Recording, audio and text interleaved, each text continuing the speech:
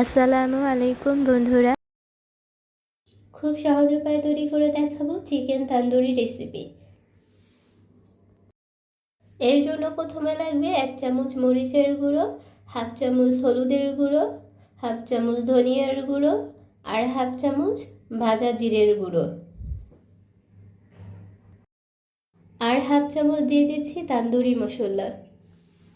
দিয়ে দিচ্ছি স্বাদ মতো লবণ। সব কিছুকে ভালো করে মিশিয়ে নিব।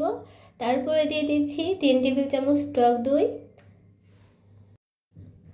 দিয়ে দিতে হবে 2 টেবিল চামচ সরিষার তেল। এখানে সরিষার তেলটাই দিতে হবে।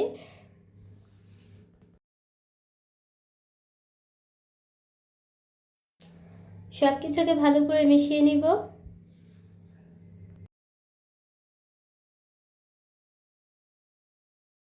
এখানে 2 পিস মাংস নিয়েছি। মাংসটাকে ভালো করে ধুয়ে নিয়ে পানি ঝরিয়ে নিয়েছি। আর এখানে 2-4 চামচের মতো লেবুর রস হবে। লেবুর রস দেওয়ার কারণে মুরগির যে একটা বাজে স্মেল আছে সেটা আর আসবে না। এখন মশলাটাকে ভালো করে মুরগির সাথে মিশিয়ে নিতে হবে, ভালো করে মাখিয়ে নিতে হবে। আর এই পর্যায়ে এসে 1 চামচ আদা রসুন বাটা দিয়ে দিচ্ছি। ভালো করে মেশানো হয়ে গেলে এটাকে রেস্টে রেখে দিব 3 থেকে 4 ঘন্টার জন্য। কেউ চাইলে এটাকে রাতে মেখে নর্মাল ফ্রিজে একটা এয়ারটাইট বক্সে কিংবা জিপার লক ব্যাগে রেখে দিতে পারো সারা রাতের জন্য।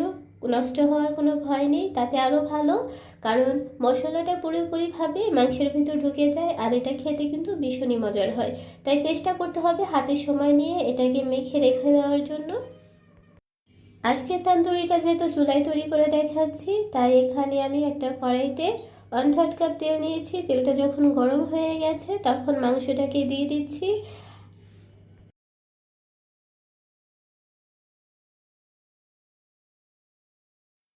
মাংস থেকে যেহেতু পানি বের হয় তাই এখানে বেশি পানি ব্যবহার করব না।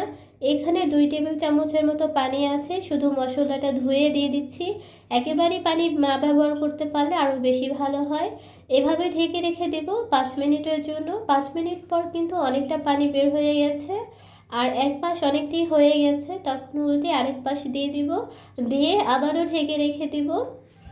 মাংসতে যেহেতু খুবই অল্প পরিমাণে পানি দিয়েছি, মাংসটা যাতে কাঁচা না থাকে সেদিকে খেয়াল রাখতে হবে।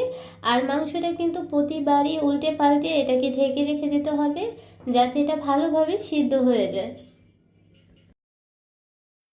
মাংসটাকে ঢেকে রান্না করেছি প্রায় 20 মিনিটের মতো। মাংসটাও সিদ্ধ হয়ে গেছে আর পানিটাও শুকিয়ে গেছে। এখানে যে এক্সট্রা মশলাটা ছিল সেটা আমি আগের থেকেই তুলে রেখেছি।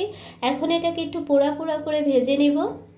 তান্দুরি চিকেনটা যেহেতু কয়লায় রান্না করা হয়, চিকেনটা থেকে সুন্দর একটা স্মেল আসে কয়লার, আর খেতেও খুব ভালো লাগে। সেই স্মোকি ফ্লেভারটা আনার জন্য এখানে একটা কয়লাকে ভালো করে পুড়িয়ে নিয়েছি। এখানে অল্প কিছু ঘি আর তেল মিক্স করে দিয়েছি যাতে সুন্দর একটা স্মেল আসে। আর এটা থেকে যখন ধোঁয়া উঠবে তখন এটাকে ঢেকে রেখে দিব 5 মিনিটের জন্য। আর 5 মিনিট পর এই ধোঁয়াটা পুরোপুরি মাংসের ভিতর ঢুকে যাবে আর স্মোকি একটা স্মেল আসবে আর মনে হবে যেন রেস্টুরেন্ট থেকে কেনা চিকেন তান্দুরি। পুরোপুরি রেস্টুরেন্ট স্টাইলই হবে এই চিকেন তান্দুরিটা।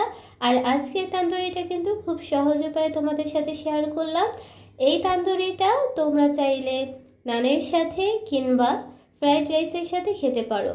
আর এমনিতেও এটা সসের সাথে খেতে ভীষণই মজার হয়। তো বন্ধুরা, এভাবে যদি খুব সহজে ঘরে বসেই তৈরি করা যায় চিকেন তান্দুরি, তাহলে বাহির থেকে কেন চড়া দামে কিনে খাবো? স্বাস্থ্যকর উপায়ে ঘরেই তৈরি করে নিব। তো রেসিপিটি ভালো লাগলে তোমরা অবশ্যই একবার শেয়ার করে দেখতে পারো।